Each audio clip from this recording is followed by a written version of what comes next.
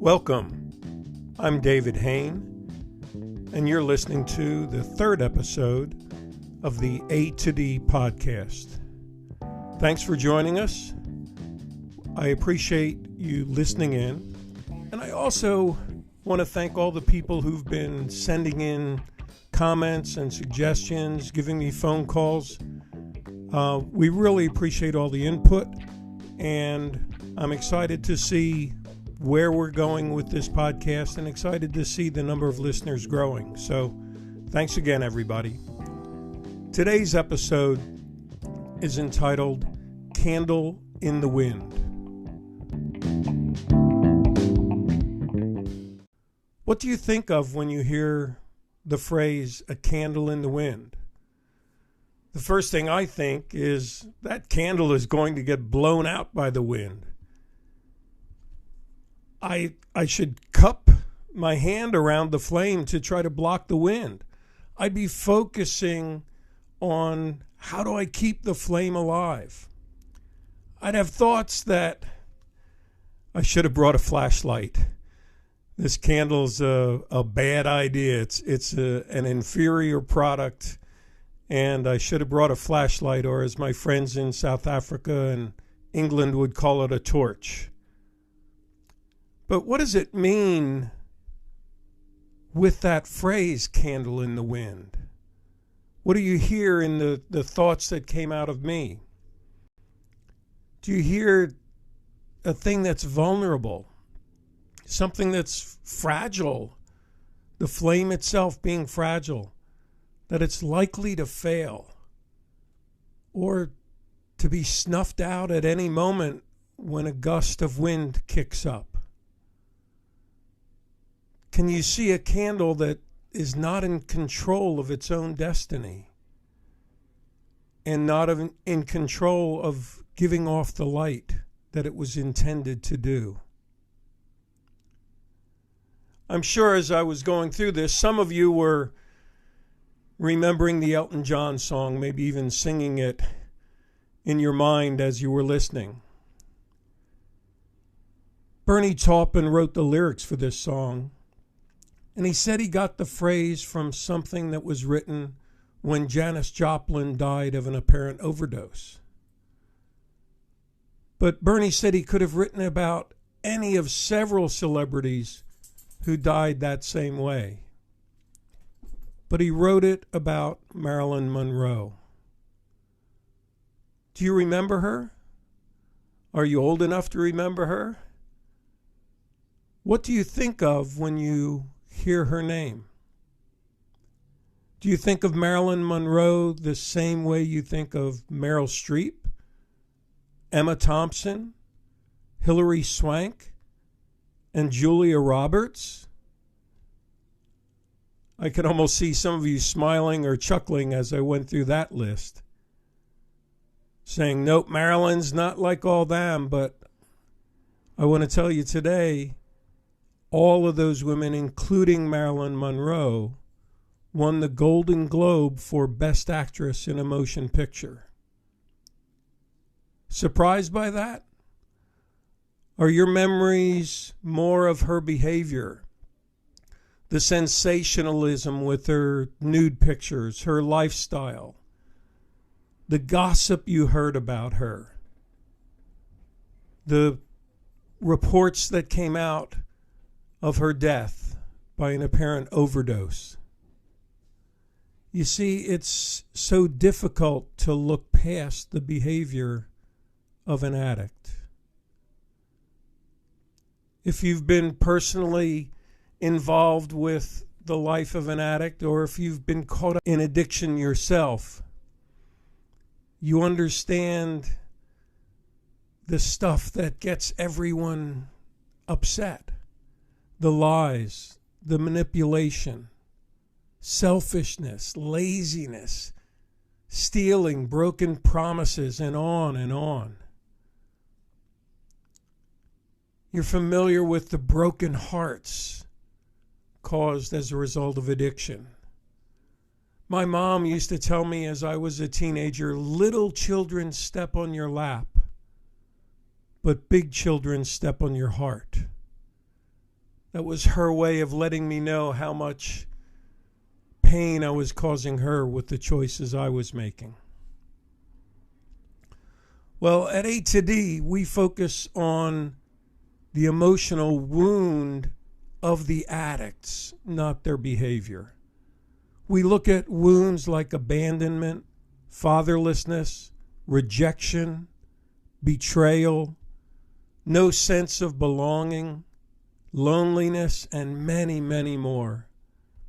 As we work with addicts around the world, in prison, and in the community, the common thread is they all have a wound, and some of them many wounds.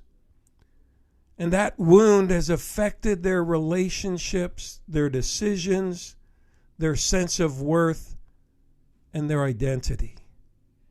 Bernie Taupin again, who wrote the lyrics for Candle in the Wind, understood the turmoil of addiction and the emotional wounds which fuel addiction. He understood the pressure of trying to live up to the expectations of other people. Listen to the words from this song. And they whispered into your brain. They set you on a treadmill, and they made you change your name. And it seems to me you've lived your life like a candle in the wind, never knowing who to cling to when the rain set in. This is what Bernie Taupin thought about as he thought back on the life and death of Marilyn Monroe.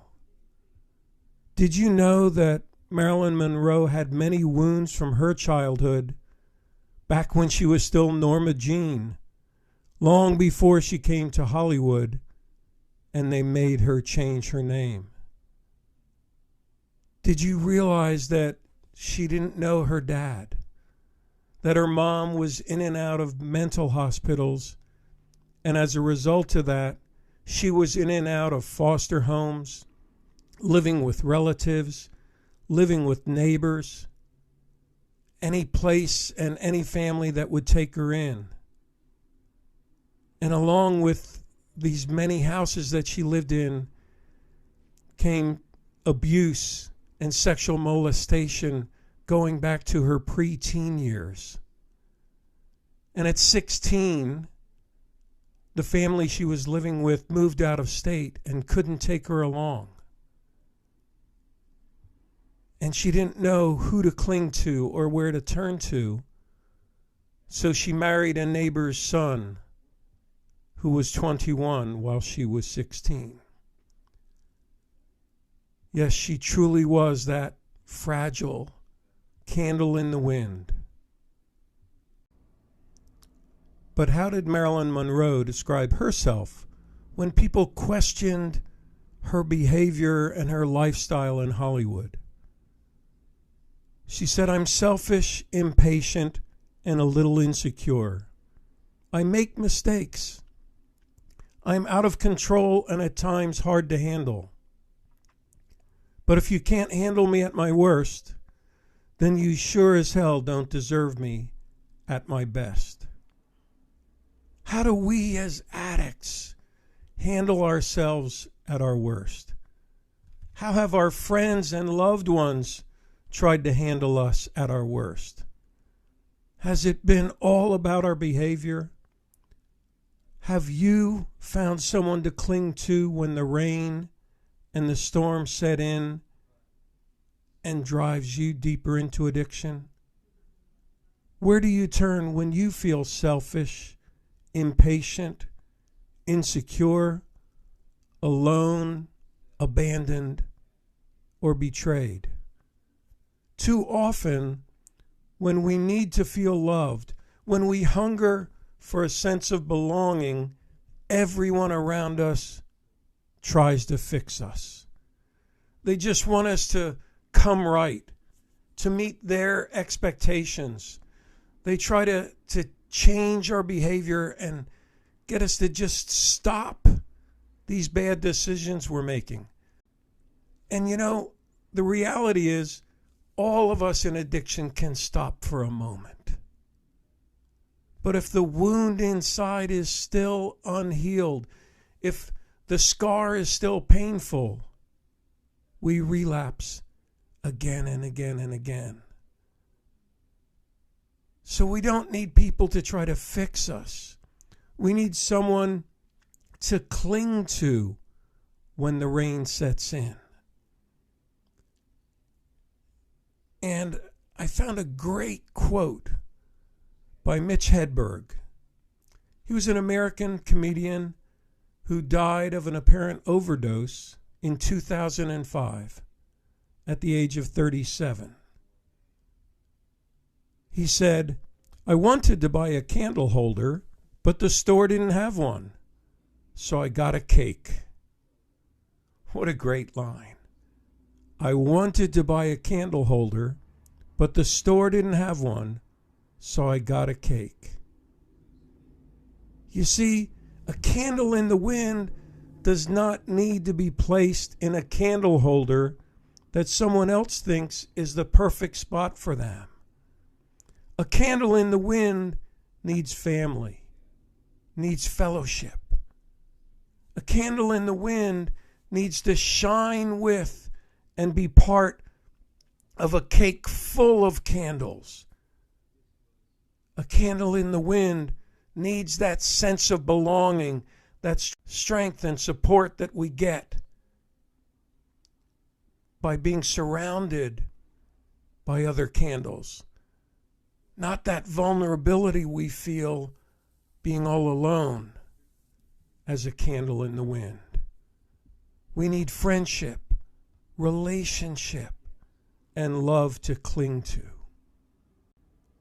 As I close, if this message has touched you in a spot that you didn't even know was there, or it just finally made some stuff come together for you, I want to urge you to reach out to those people in your life who have been able to handle you at your worst, who've been there through thick and thin, who've never tried to fix you, even in your times of impatience, selfishness, and insecurity, that they've just been there to love you with real love, not correcting you and changing you and not putting demands on you, but just pouring out love that you could cling to. Tell them that you appreciate their love and friendship. Take a risk as an addict and be transparent about the emotional wounds you have that lead you to self-medicate. You may find that your candle begins to burn bright and secure, sheltered from the wind.